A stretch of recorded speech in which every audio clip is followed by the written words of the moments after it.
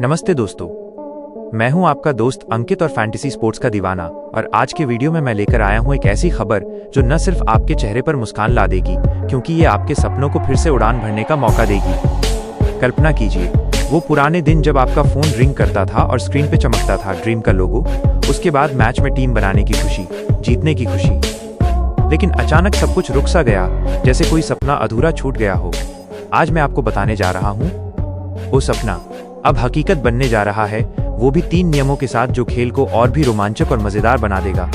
लेकिन सवाल ये है कि क्या ये नियम आपकी किस्मत चमकाएंगे?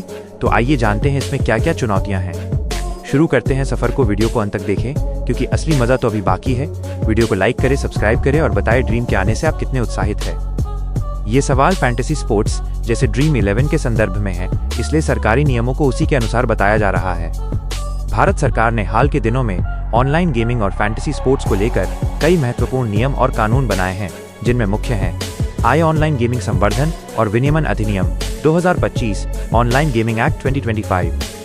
भारत सरकार ने ऑनलाइन गेमिंग को नियंत्रित करने के लिए एक केंद्रीय कानून अधिनियम लागू किया है, जिसके मुख्य प्रावधान इस प्रकार हैं। रियल मनी गेम्स पर प्रतिबंध। ये कानून हानिकारक online money games, harmful online money games पर पूर्ण प्रतिबंध लगाता है।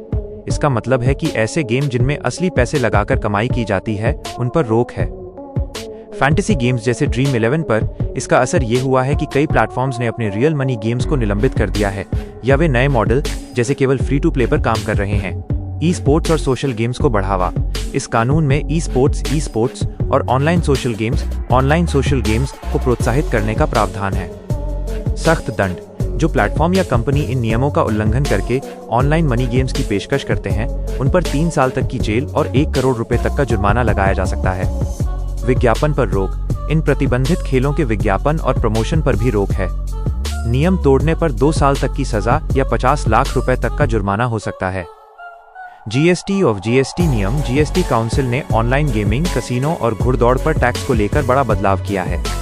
कर की दर, tax rate. Online money gaming पर अब 40% जीएसटी लगाने का प्रस्ताव है। पहले ये दर 28% पर विचार की जा रही थी। टैक्स लगाने का आधार। ये टैक्स दांव पर लगाई गई पूरी रकम फुल फेस वैल्यू पर लगेगा, चाहे वो गेम कौशल पर आधारित हो या संयोग पर। टीडीएस नियम। आयकर। फैंटेसी गेम से होने वाली जीती हुई रकम, विनिंग अमाउंट पर सरकार ने टीडीएस स्रोत पर कर कटौती के नियम सख्त किए हैं। टैक्स। जीती हुई रकम पर 30% टीडीएस काटा जाता है। नियम। पहले 10,000 रुपए से अधिक जीतने पर ही टीडीएस कटता था, लेकिन अब जीती गई हर राशि पर एक निश्चित सीमा के बाद टीडीएस काटा जा सकता है, जिससे टैक्स नियमों का पालन आसान हो सके। सरकार का मुख्य उद्देश्य नागरिकों को वित्तीय नुकसान, आर्थिक नुकसान और गेमिंग की लत से बचाना है, जिसके लिए रियल मनी गेम्स पर सख्त प्रतिबंध लगाए गए हैं और इस सेक्टर पर टैक्स, जीएसटी और टीडीएस बढ़ाया गया है। अब ड्रीम शुरू होने की संभावना इस पर निर्भर करती है। कौशल का खेल। गेम ऑफ स्किल बनाम जुआ, गैम्बलिंग। अतीत में सुप्रीम कोर्ट और कई हाई कोर्ट ने फैंटेसी स्पोर्ट्स को कौशल पर आधारित खेल माना है।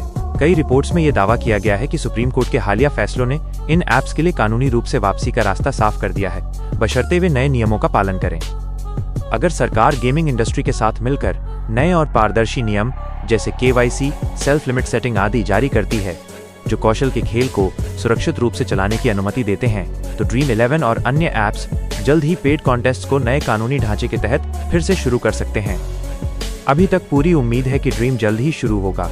वीडियो को सब्सक्राइब जरूर करें, जिससे हम ताज़ा जानकारी आप तक पहुंचा सकें। बेल आइकन दबा लें। मिलते हैं अगले वीडियो में। धन्यवाद। प्रणाम।